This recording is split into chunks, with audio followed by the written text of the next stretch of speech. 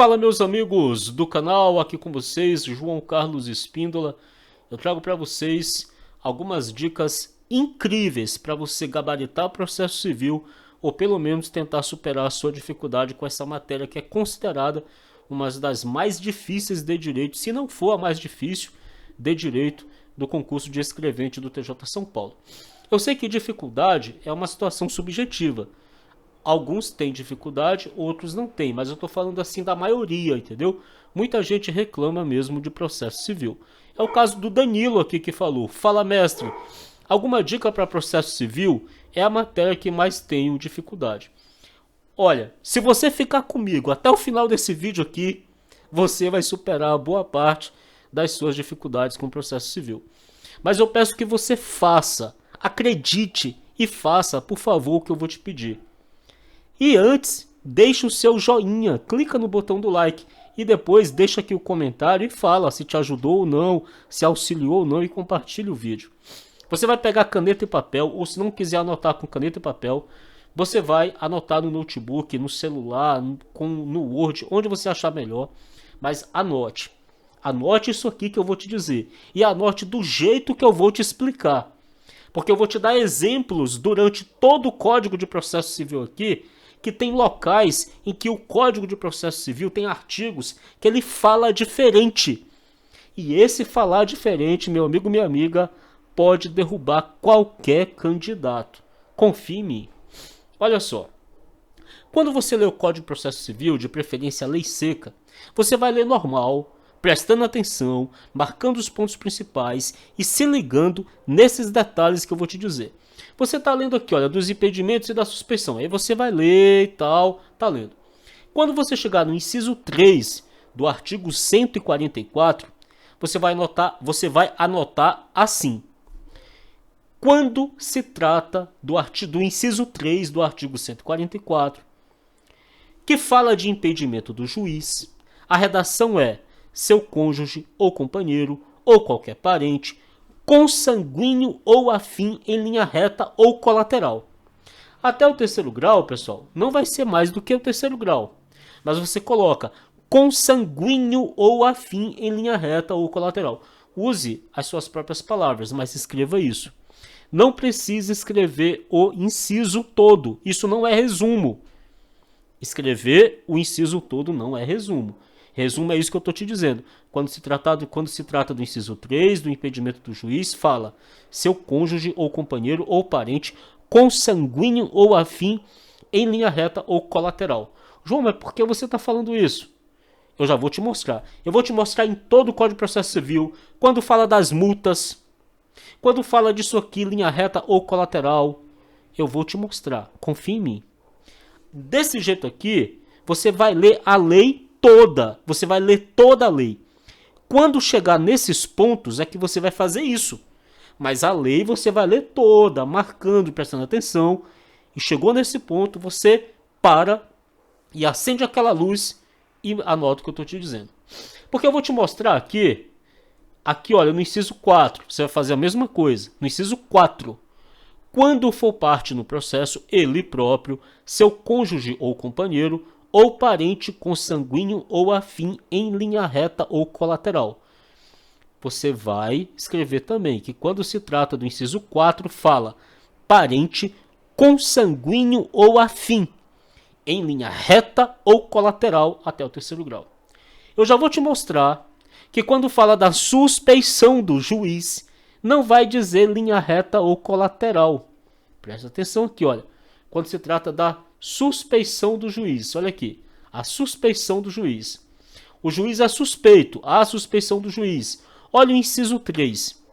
Quando qualquer das partes for sua credora ou devedora, de seu cônjuge ou companheiro, ou de parentes destes, em linha reta até o terceiro grau, inclusive. Procura aí a palavra, procura aí, consanguíneo ou afim, em linha reta ou colateral. Procura se tem. Não tem. Pode olhar. E se a banca colocar, e a VUNESP gosta de fazer isso, a suspeição do juiz, quando qualquer das partes for sua credora ou devedora, de seu cônjuge ou companheiro, ou de parentes destes, em linha reta ou colateral, até o terceiro grau, inclusive, consanguíneo ou afim, você vai marcar que está certo. Eu estou te dizendo, você vai marcar que está certo. Sabe por quê? Porque a VUNESP fez isso na prova de processo penal da capital e muita gente errou. E sabe por quê? Por causa de um detalhe como esse aqui. E o que vale aqui para processo civil, você vai fazer em processo penal. Então você vai anotar que no inciso 3 do artigo 145 fala apenas linha reta até o terceiro grau, inclusive. Não fala consanguíneo ou afim e não fala colateral. Fala apenas linha reta. Teve uma questão de processo penal que caiu isso sobre o impedimento e suspeição do juiz na prova de 2024, que a VUNESP explorou esse ponto.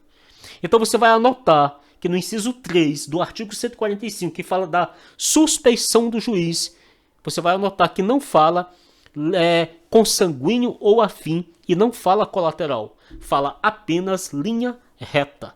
Aqui eu já te dei um exemplo. Mas eu vou te dar aqui um exemplo, pessoal. Presta atenção nisso aqui. Olha só isso aqui que eu vou te dar aqui para você ver como que o negócio funciona. Olha só. Quando você vem, aí você vai ler a lei toda, não vai? Você vai ler. Quando chegar nesses pontos, você vai fazer isso. Confia em mim. Olha só. A parte não é obrigada a depor. Tá vendo isso aqui? Olha. A parte não é obrigada a depor sobre fatos. Está no artigo 338, que a parte não é obrigada a depor sobre fatos. Aí você está lendo a lei, normal, marcando e prestando atenção. Quando chegar nessa parte, que a parte não é obrigada a depor sobre fatos. No inciso 3 do artigo 338, olha o que diz.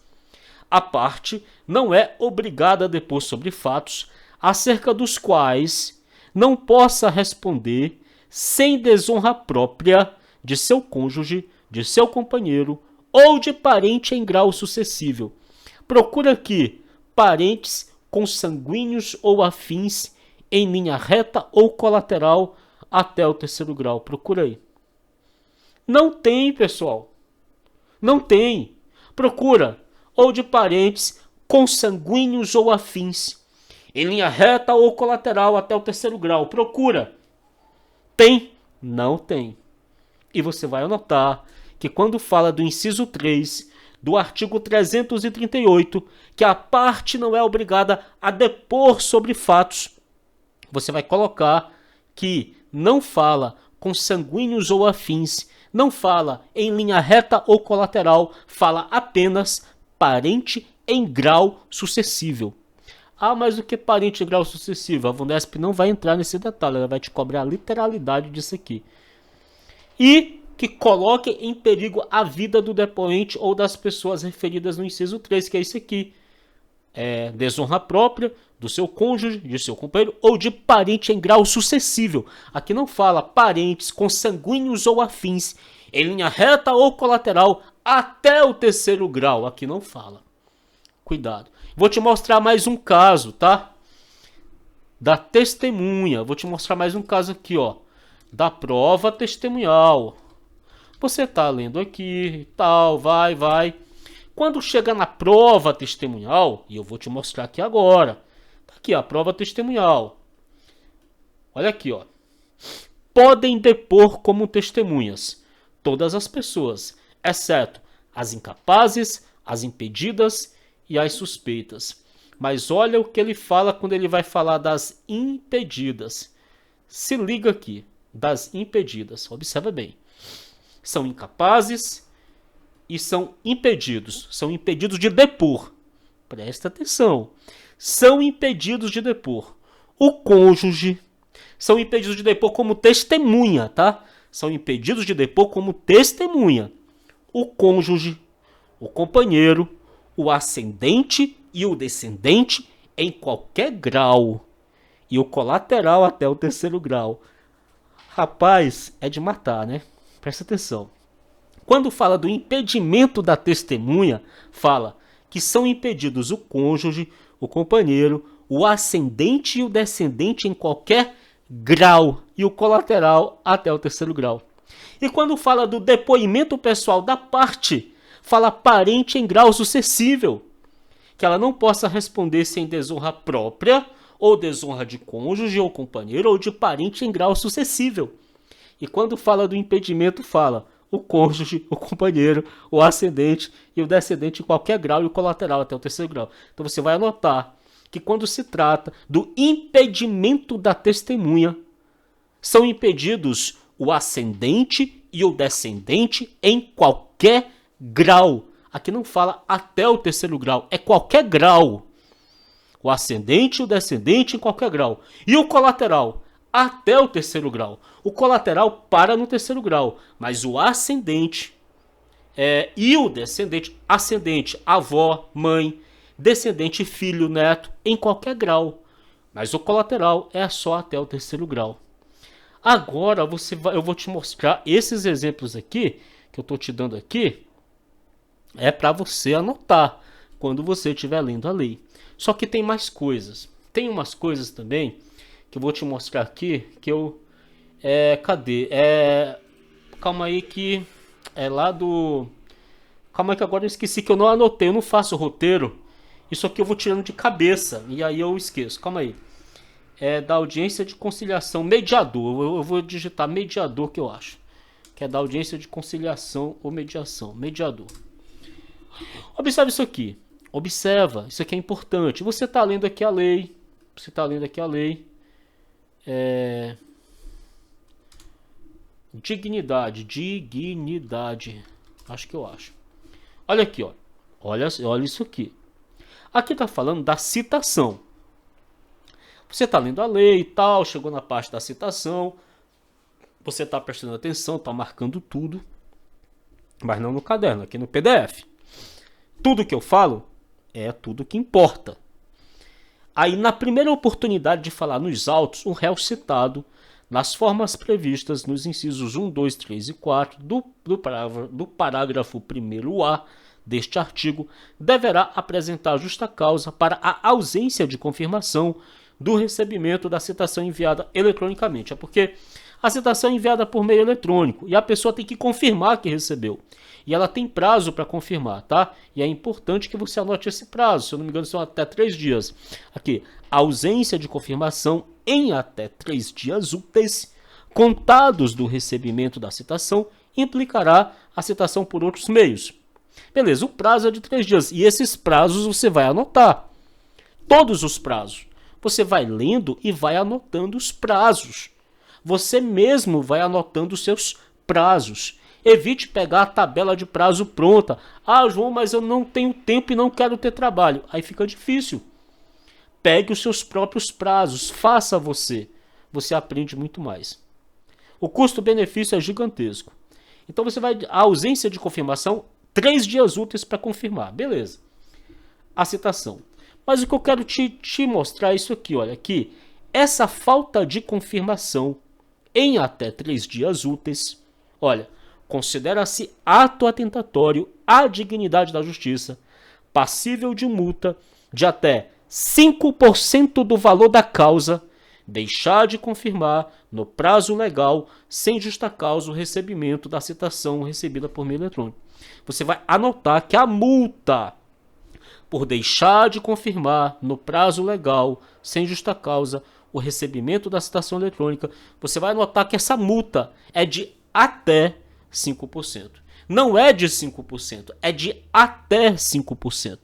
Porque se for 4,5%, tá certo. Se for 1%, tá certo. Se for 0,5%, tá certo. Se for 10%, tá errado. Se for 5,1%, tá errado. Porque a multa é de até 5%. Não é de 5%, é de até 5%. Essa multa por a pessoa não confirmar no prazo de 3 dias úteis o recebimento da citação recebida por meio eletrônico. João, e por que você está falando isso? Porque tem um monte de diferença. Eu vou te mostrar lá da contestação. Aqui, ó. Contestação. Olha aqui, ó. Observa, da contestação. Você está lendo a sua lei, você está marcando os pontos principais. Chegou aqui onde eu vou te mostrar. Você está anotando os prazos, tá? Mas aí quando chegou aqui, onde eu vou te mostrar, Olha só. Quando chegar aqui onde eu vou te mostrar, alegando o réu na contestação ser parte ilegítima ou não ser o responsável pelo prejuízo invocado, o juiz facultará ao autor, em 15 dias, a alteração da petição inicial para a substituição do réu. Você vai anotar que o autor tem 15 dias. Realizada a substituição, o autor reembolsará as despesas e pagará os honorários ao procurador do réu excluído, que serão fixados entre 3% e 5%. Olha só a diferença já. Já é um valor diferente. Você vai anotar no seu material que quando o autor substitui o réu, ele tem que pagar as despesas e pagar honorários fixados entre 3% e 5%. Entre 3% e 5%. Se for 5%, tá certo. Se for 4,5%, tá certo. Se for 3%, tá certo. Se for 3,1%, tá certo. Se for 3,8%, tá certo. Se for menos de 3% e se for mais de 5%, tá errado. Se a questão trouxer, tá errado. Então você vai marcar e vai anotar isso. Quando o autor substituir o réu, ele vai pagar os honorários do advogado do réu fixados entre 3% e 5%. Ah, João, mas tem diferença? Tem. Se a gente for lá na audiência de conciliação e mediação, cadê aqui, ó? Mediação, olha aqui. Olha aqui, ó. Olha, observa bem. Na audiência de conciliação ou mediação. Vou te mostrar aqui, olha. Observa, audiência de conciliação ou mediação. Deixa eu procurar aqui. Calma, que isso aqui é muito importante. É que eu não faço roteiro, eu pego tudo de cabeça aqui com vocês e aí...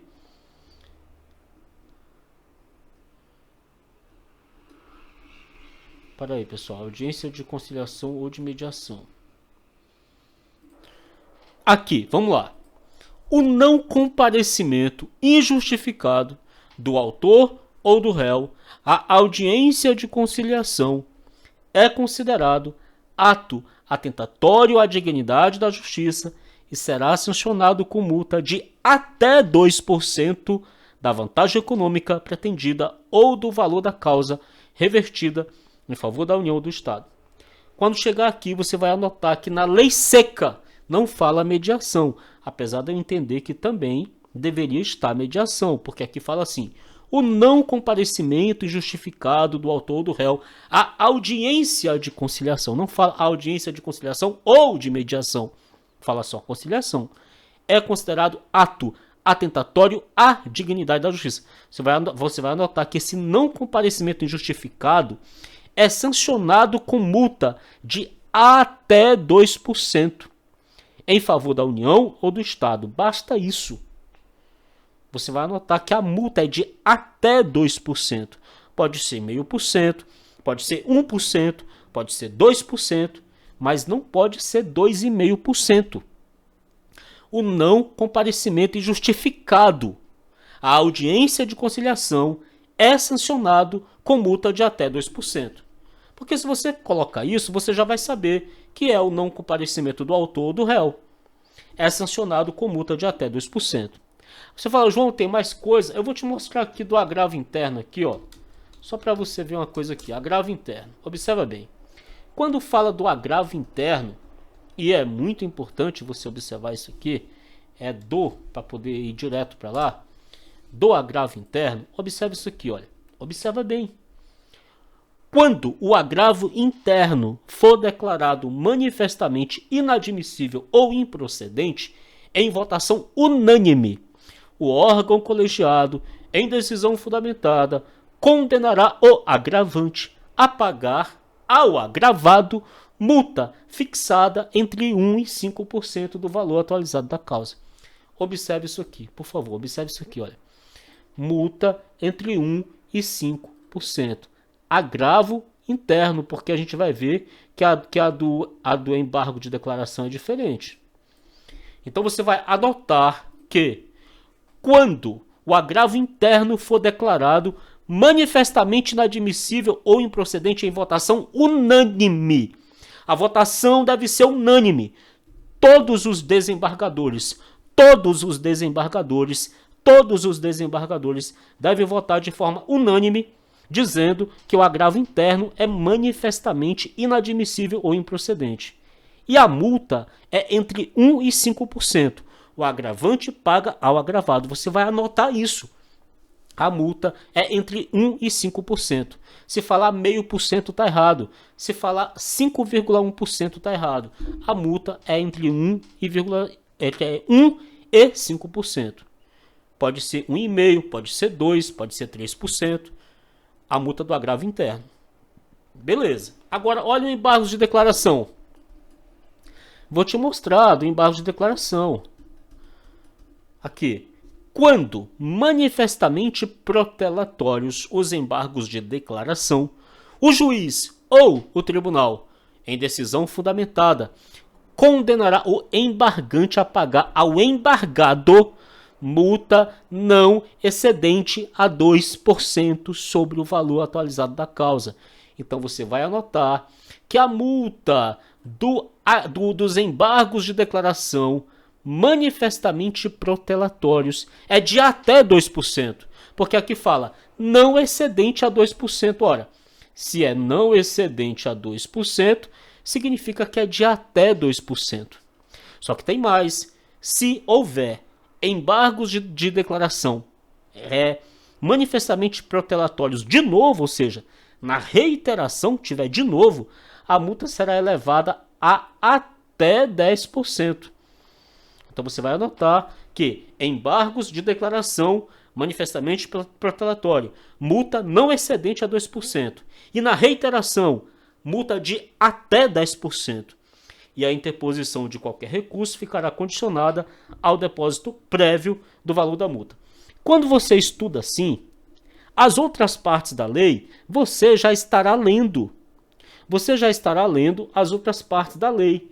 E quando você chegar nesses detalhes, você anota. É assim que eu faço. João, e as outras partes da lei? Meu amigo, minha amiga, você já estará lendo. E como você já estará lendo as outras partes da lei, automaticamente elas já estarão sendo estudadas. Automaticamente elas já estarão sendo estudadas. Então faça isso, que eu tenho certeza que vai dar certo. Aqui com vocês, João Carlos Espíndola. Valeu, pessoal. Grande abraço.